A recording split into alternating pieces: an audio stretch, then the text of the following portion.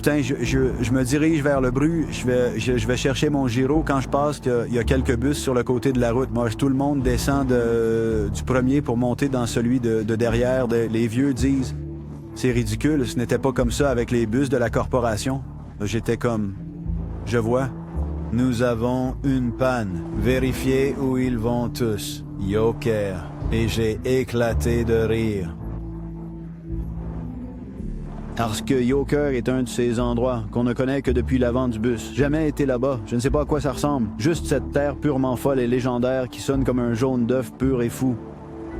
Il regardait tout le monde monter, essayant de montrer leurs billets au chauffeur, mais il ne voulait rien savoir. Il les faisait juste passer comme ça. Je sais d'où vous venez, je peux voir le bus, vous me prenez pour un idiot. Et une petite voix dans ma tête dit « Didi, je sais que tu dois récupérer ton gyro, mais le bureau sera toujours là. » Mais ça, d'un autre côté, c'est une opportunité unique dans une vie. Vas-y. Alors, j'ai juste fait comme ça. Merde. Et je rejoins la file. Dès que je le fais, le conducteur commence à vérifier les billets des gens. J'étais comme ça. Oh, laisse tomber. Mais je me suis juste laissé emporter par le courant, lancé vers le moment de vérité à 100 miles à l'heure, cœur battant, visage pâle.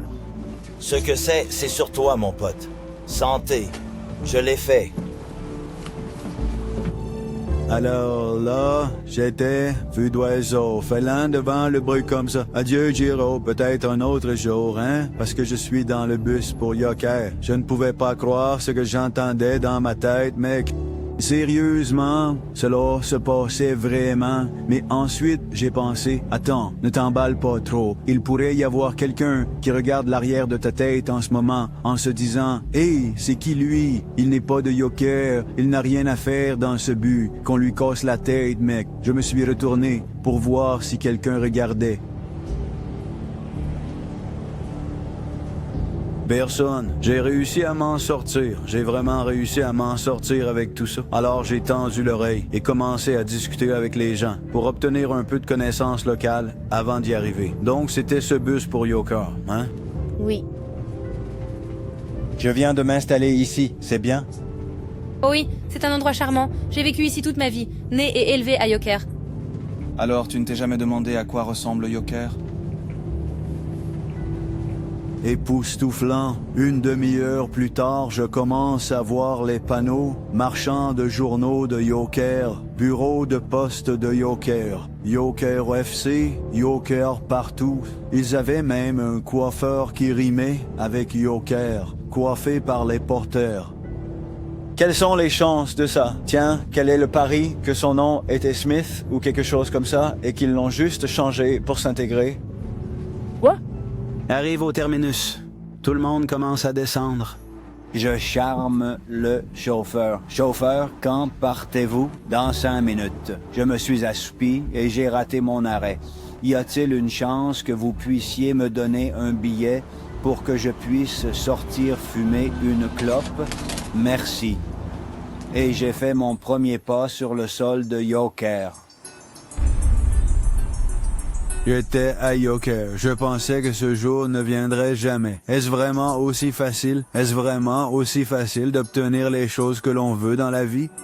Tu dois juste tenir bon pour ça. Tout d'un coup, j'ai eu des doutes me disant « Ah, ici, je ne suis pas de Yoker. Je n'ai rien à faire ici. » J'étais comme « Calme-toi, Didi. Ce n'est pas une blague. Il te mettrait en pièces. Maintenant, tu as 5 minutes. Où veux-tu aller? Que veux-tu faire à Yoker? » Je savais exactement quoi. Je devais découvrir, je ne pouvais pas partir sans savoir de quoi il s'agissait. Le bus était à 1 million de kilomètres. Je me suis dit, Didi, tu es vraiment allé au confins ici, mec, au milieu de nulle part. Et je suis allé dans le grand inconnu avec un putain de dingue pour poser la grande question que tout le monde se pose. Les porteurs. Oui? Ton nom a-t-il toujours rimé avec Yoker ou était-ce avant, comme Smith ou quelque chose comme ça? Et puis j'ai pensé, Didi, tu viens de te trahir, vraiment.